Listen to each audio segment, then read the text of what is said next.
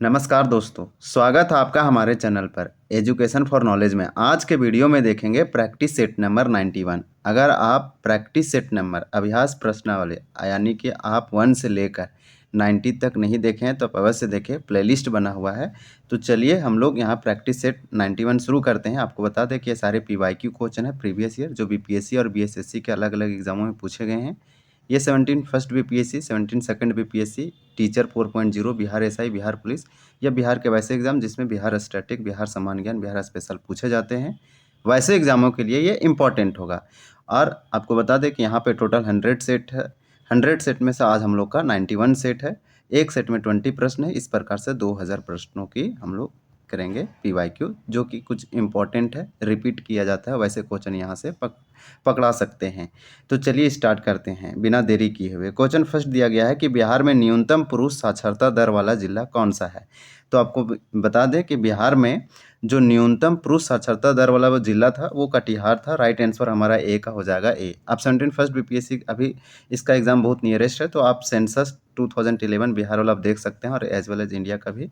तो आप जनगणना जरूर देख के जाएं 2011 का। यहाँ से क्वेश्चन, क्योंकि ये PYQ है तो इससे एनालिसिस कर सकते हैं कि क्वेश्चन कहाँ से पूछे जाते हैं। पूरा अच्छा सा पढ़ ले कि बिहार में न्यूनतम पुरुष साक्षरता दर पूछा जाए यानी कि मिनिमम मेल लिटरेसी रेट, तो वो जिला हो जाएगा हमारा कटिहार।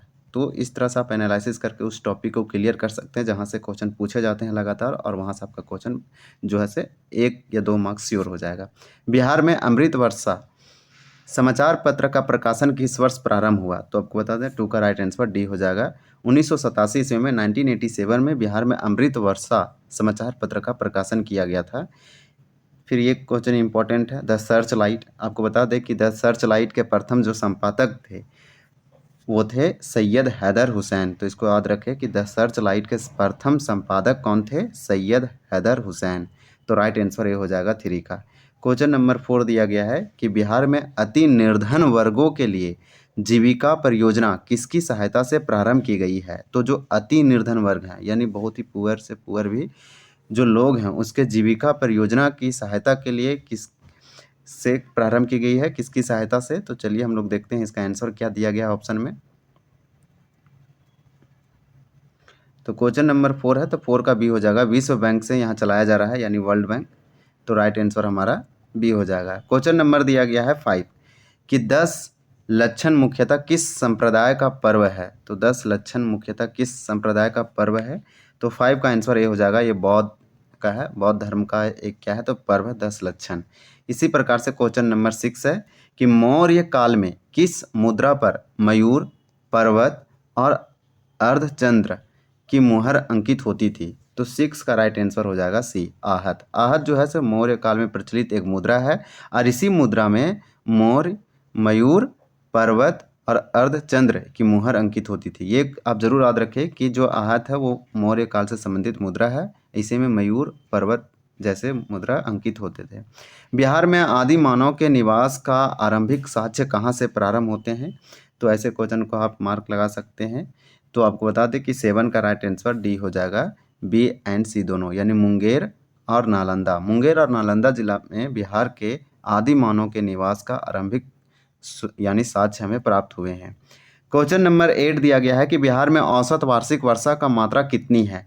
तो 8 का राइट आंसर हो जाएगा सी, 109 सेंटीमीटर ये जो है वो बिहार में औसत वार्षिक वर्षा की मात्रा है। नेक्स्ट क्वेश्चन है क्वेश्चन नंबर 9, बिहार में ओरिएंटल पब्लिक लाइब्रेरी की स्थापना किनके द्वारा की गई थी। तो 9 का राइट आंसर हो जाएगा बी, यानी खुदा बख्श के द्वारा ओरिएंटल पब्लिक लाइब्रेरी की स्थापना की गई थी बिहार में। खुदा बख्श, इनका नाम आप जरूर याद रखें। मौर्य काल में कश्तकार को क्या कहा जाता था। तो 10 का राइट आंसर सी हो जाएगा, उपवास कहा जाता था मौर्य काल में कश्तकार। तो कश्तकार कौन थे, उपवास थे। मौर्य काल में कश्तकार को उपवास कहा जाता था। क्वेश्चन नंबर 11 कि बिहार में अंतर्राष्ट्रीय क्रिकेट मैच का आयोजन कब हुआ था। तो बिहार में अंतर्राष्ट्रीय यानी इंटरनेशनल क्रिकेट मैच का जो आयोजन हुआ था वो साल था 1996, 1996 को। तो ये वाला याद रखें, 1996 में बिहार में अंतर्राष्ट्रीय क्रिकेट मैच का आयोजन हुआ था। इसी प्रकार से क्वेश्चन नंबर देखेंगे 12 कि अलग प्रांत के लिए आंदोलन जिसके परिणाम स्वरूप वर्ष 1912 ईस्वी में बिहार एवं उड़ीसा नामक प्रांत का निर्माण हुआ, का नेतृत्व किसने किया? ये क्वेश्चन बहुत ही इंपॉर्टेंट है। यहाँ से बीपीएससी पीटी में लगातार क्वेश्चन पूछती है। 12 का राइट आंसर बी हो जाएगा, सचिदानंद सिन्हा के द्वारा ये किया गया। तो आपको बता दें कि बंगाल प्रांत से 1912 ईस्वी में बिहार और उड़ीसा नाम से एक अलग प्रांत का निर्माण हुआ। इसका नेतृत्व सचिदानंद सिन्हा के द्वारा किया गया। यह एक बिहार को अलग करने के लिए आंदोलन इनके नेतृत्व में चलाया गया। गया संग्रहालय की स्थापना कब हुई थी? तो 13 का राइट आंसर सी हो जाएगा, 1952 यानी 1952 को गया संग्रहालय यानी गया म्यूजियम की स्थापना किया गया था। क्वेश्चन नंबर 14 दिया गया है। क्वेश्चन नंबर 14 में बताया जा रहा है कि राज्य में बुद्ध जयंती पर्व का आयोजन कब किया जाता है? तो 14 का राइट आंसर हो जाएगा ए, वैशाख पूर्णिमा को। ये हाल ही में मनाया गया, यानी राज्य में बुद्ध जयंती का पर्व जो है सो वैशाख पूर्णिमा को मनाया जाता है। क्वेश्चन नंबर 15 है कि बिहार में गंगा की सबसे बड़ी सहायक नदी कौन सी है? ये भी क्वेश्चन इंपॉर्टेंट है। आप ज्योग्राफी बिहार का ज्योग्राफी और इंडिया का ज्योग्राफी भूगोल जरूर करके जाएं, यहाँ से क्वेश्चन पूछे जाते हैं। तो 15 का राइट आंसर जो है डी हो जाएगा, सोन। यानी कि बिहार में गंगा की सबसे बड़ी सहायक नदी कौन सी है? तो इसका राइट आंसर हो जाएगा सोन, डी। नेक्स्ट देखेंगे क्वेश्चन नंबर 16 में दिया गया है कि बिहार में गर्म जल का प्रमुख केंद्र कहाँ है? तो 16 का आंसर डी हो जाएगा, राजगीर और मुंगेर।